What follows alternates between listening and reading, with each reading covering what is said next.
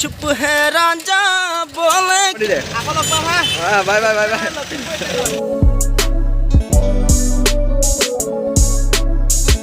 hey guys good morning আকৌ এটা নতুন ভিডিঅ' লৈ মোৰ ইউটিউব চেনেললৈ আপোনালোকক স্বাগতম জনাইছোঁ মানে বিশ্বকৰ্মা পূজা খাবলৈ আহিছিলোঁ মামা ঘৰত আজি প্ৰায় 8 দিন হৈ গ'ল ঘৰলৈ যাওঁ বুলি কৈ যাবই পৰা নাই আজি যাম বুলি ভাবিছোঁ আৰু দাদা ওলাই আছে সি জোনাই যাবগৈ নিৰ্মল শইকীয়া তাৰ অকণমান ইমাৰ্জেঞ্চি হ'ল সেইকাৰণে সি গুচি যাব আৰু মই থৈ আহিম তাক মেইন ৰোডলৈকে আৰু ময়ো যাব লাগিব তাক আগতে থৈ আহোঁ তাৰপিছত মই যাম লাহেকৈ আপোনালোকে যে ইমানখিনি মোক মৰম কৰিব বুলি মই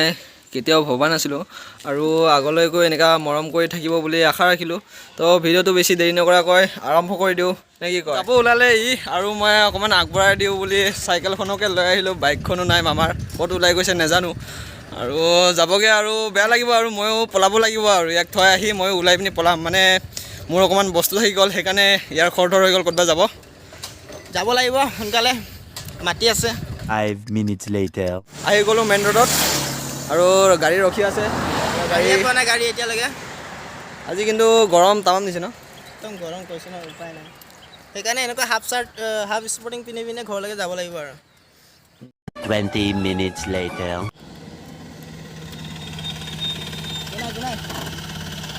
ঐ যা অঁ আকৌ লগ পাম হা বাই বাই বাই বাই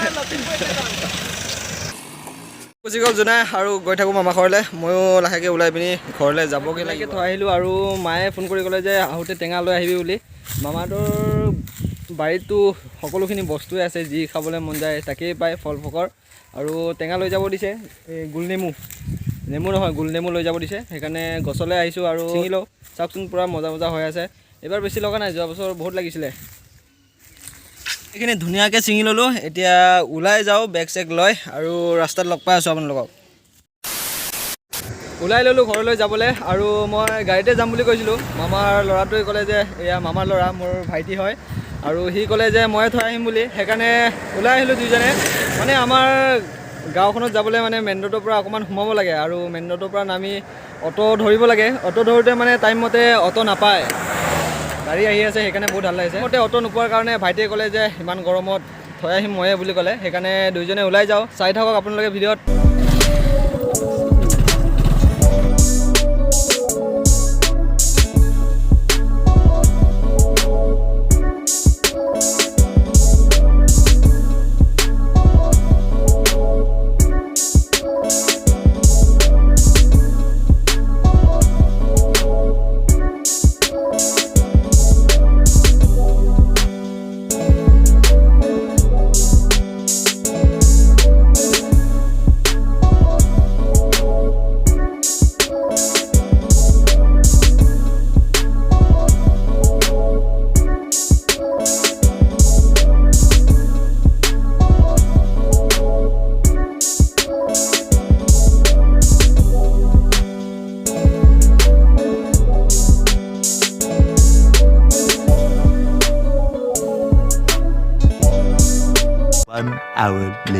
তামাম গৰম লাগিছে বে গোটেই ঘাম ওলাই গ'ল আৰু আহি পাই গ'লোঁ শইকীয়াদাৰ দোকানত মানে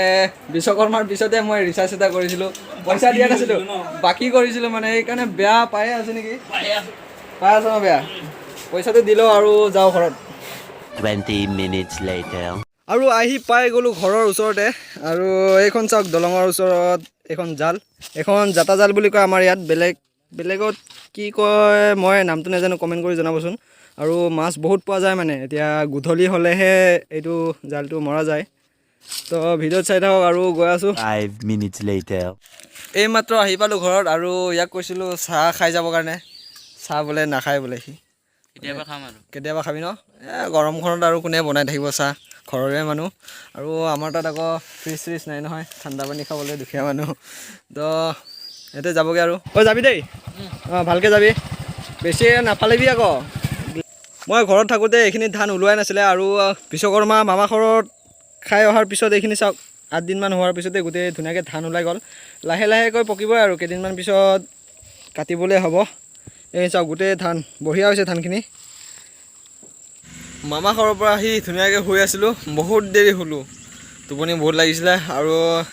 এতিয়া দিব লাগে মই ঘাঁহ এইফালে কাটি থৈ দিছে পাপাই কাটি থৈ দিছে আৰু গৰুৰ কাৰণে দিব লাগে ঘাঁহ অকণমান আৰু খেৰ অকণমান মিক্স কৰি দিব লাগে মানে খেৰ আছে খেৰটো অকল দিলে গৰুকেইটা নাখায় সেইকাৰণে ঘাঁহও মাজে মাজে কাটি দি থকা হয় আৰু সেইটো দি লওঁ এতিয়া তাৰপিছত ল'ব যাওঁ গৰুকেইটা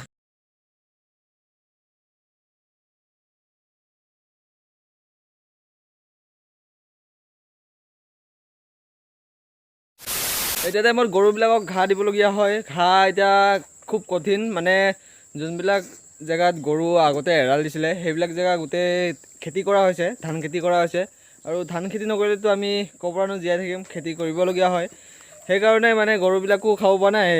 মানে দিনত এনেই ক'ৰবাত কিবা কিবি খায় আৰু ঘাঁহ চাহ অকণমান কাটি দিওঁ লগতে গৰুক ঘাঁহ দি গৰু বিচাৰিবলৈ আহিছিলোঁ মানে মই বেলেগ ফালৰ পৰা আহোঁতে গৰুকেইটা বোলে ঘৰ গৈ উপস্থিত আৰু পাপাই কল কৰি ক'লে গৰু ঘৰত আহিলে বুলি আৰু মই এইফালে গৈ আছোঁ ঘৰত যাব লাগিব আৰু এইখন চাওক এইখন হৈছে ব্ৰহ্মপুত্ৰ নদী মই ভালকৈ দেখাই আছোঁ আপোনালোকক মানে হৈছে লালি নদী মানে আমাৰ ইয়াত লালি নদী বুলি কোৱা হয় এইখন হৈছে ব্ৰহ্মপুত্ৰৰ এটা সুঁতি আৰু অৰুণাচলত এইখনকে চিয়াং বুলি কয় আৰু এইফালে আগত বগীবিলত কয় ব্ৰহ্মপুত্ৰ মানে ব্ৰহ্মপুত্ৰৰ সুঁতি হয় এটা আৰু এতিয়া পানী নাই গোটেই পানী শুকাই গ'ল যেতিয়া পানী আছিলে এই মথাউৰিটো দেখিছে নাই এই মথাউৰিটো এইবিলাকতো গোটেই পানী হৈ আছিলে মই ভিডিঅ' বনাইছিলোঁ পানী হওঁতে মোৰ ভিডিঅ'ত চালে গম পাব গোটেই পানী এতিয়া পূৰা মৰুভূমি হৈ আছে চাওক গাইজ যদি চেনেলটো যদি কোনোবা নতুন আহিছে তেন্তে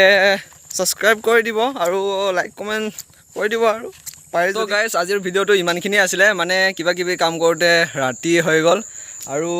ভিডিঅ'টো যদি চাই ভাল লাগিলে like comment share and subscribe কৰিব নাপাহৰিব আৰু নতুনকৈ আহিছে যদি ছাবস্ক্ৰাইব কৰি দিব আৰু ভিডিঅ'টো ইমানখিনি ভাল নহ'ল নিচিনা পাইছোঁ যদি অকণমান হ'লেও যদি ভাল লাগিলে লাইক এটা কৰি দিব